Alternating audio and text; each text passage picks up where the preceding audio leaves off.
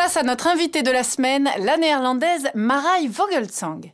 Pionnière du design culinaire, cette jeune femme, formée à la prestigieuse école d'Eindhoven, fourmille d'idées pour mettre la nourriture en scène. Restauratrice et artiste, elle assaisonne les nourritures terrestres de concepts abstraits et saupoudre le tout de quelques grains de fantaisie. Portrait. La jeune designer néerlandaise Marij Vogelsang détourne, transforme et cuisine tout ce qui se mange. Un questionnement ludique et comestible sur la nourriture et ses rituels. Ce que je veux faire, c'est du design, en utilisant le verbe manger. Je pense à l'acte de manger ou de cuisiner, enfin tout ce qui se passe dans le corps ou les rituels liés à la nourriture. Qu'il s'agisse de son restaurant, d'imaginer un dîner pour un congrès de physiciens ou de monter un happening culinaire pour un meeting de designers, c'est avec une fraîcheur et une énergie débordante que la designer élabore ses concepts. Me revoici avec mon éplucheur à pommes. C'est bien parce que c'est rudimentaire. C'est une machine toute simple qu'on trouve dans les magasins. Quand les gens arrivent, on leur donne un apéritif de bienvenue et un collier de pommes. On le met autour du cou des gens car un long collier signifie une longue vie.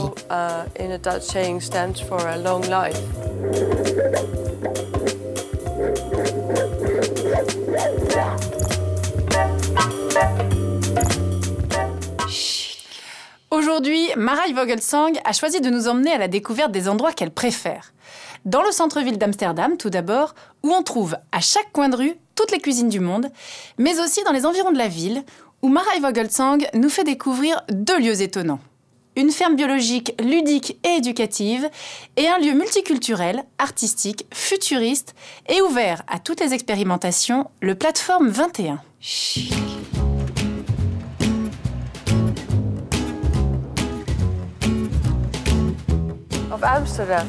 Amsterdam est la ville où je me sens chez moi car les habitants sont détendus. Et l'endroit m'inspire. C'est un peu comme si j'étais en vacances. Je peux flâner, marcher au-dessus des canaux. Amsterdam, la capitale cosmopolite des Pays-Bas, recense de nombreuses communautés. C'est pour la jeune designer une opportunité de découvrir de nouvelles cultures et des modes d'alimentation différents qui l'inspirent dans son travail, notamment dans le quartier chinois. Voici une boutique chinoise d'herbes et d'acupuncture. La femme qui travaille ici est très bien. Il suffit d'ouvrir la bouche, de lui montrer sa langue, et elle vous dit tout. Je n'ai pas envie de me dire que c'est mexicain, italien ou japonais. Bien sûr, chaque cuisine a sa spécialité et c'est très intéressant. Les rituels autour de la nourriture et de la cuisine dans chaque culture sont très différents.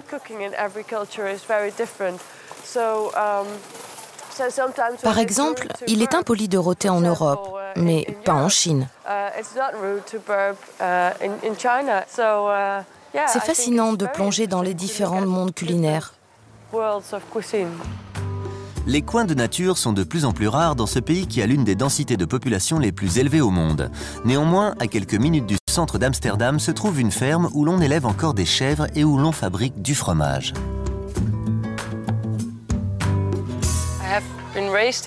J'ai grandi dans une ville. Ce n'est donc pas comme si j'avais vécu à la campagne et que j'avais toujours vécu au milieu de la nature. J'ai remarqué que les gens oublient très vite d'où viennent les produits.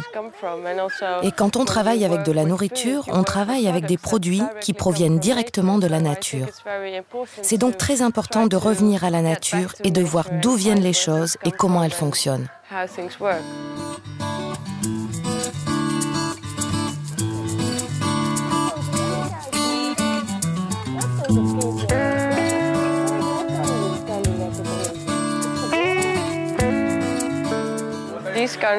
Ce genre de choses interpelle le côté enfantin qui est en moi. Ce que j'essaie de faire avec mon travail, c'est de faire ressortir l'enfant chez les gens. C'est pour cette raison que cela m'inspire.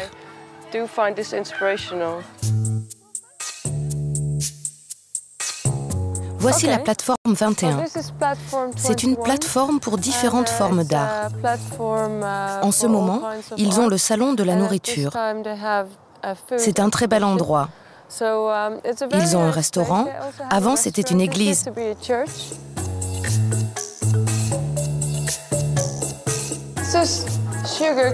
Voici des graffitis en sucre. On peut les manger sur le mur.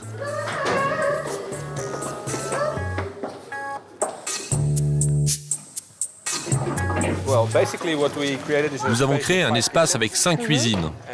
On a invité du public, les designers et les artistes pour utiliser ces cuisines et créer des objets que nous ne connaissons pas à partir de produits comestibles.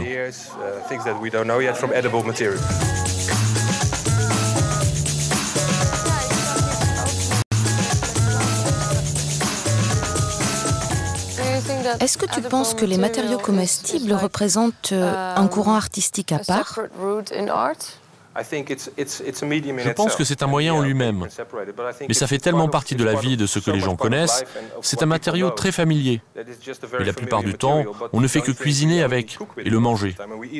On ne se sert de quelque chose tous les jours, de la même façon à chaque fois, et on finit par l'ignorer. C'est aussi pour cela que nous jetons autant de nourriture, car nous ignorons les différentes qualités qu'elle possède. Ne plus être ignorant, s'amuser et faire un lien avec les matériaux, c'est ça notre projet.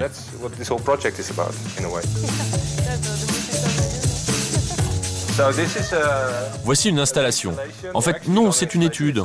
Ils font des recherches sur les couleurs des comestibles, comme par exemple les betteraves rouges, du chou rouge, des carottes.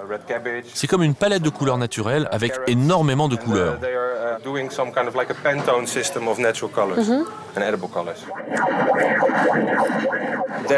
Il y a un artiste serbe qui fait une représentation sonore avec des pommes. Les pommes deviennent un micro.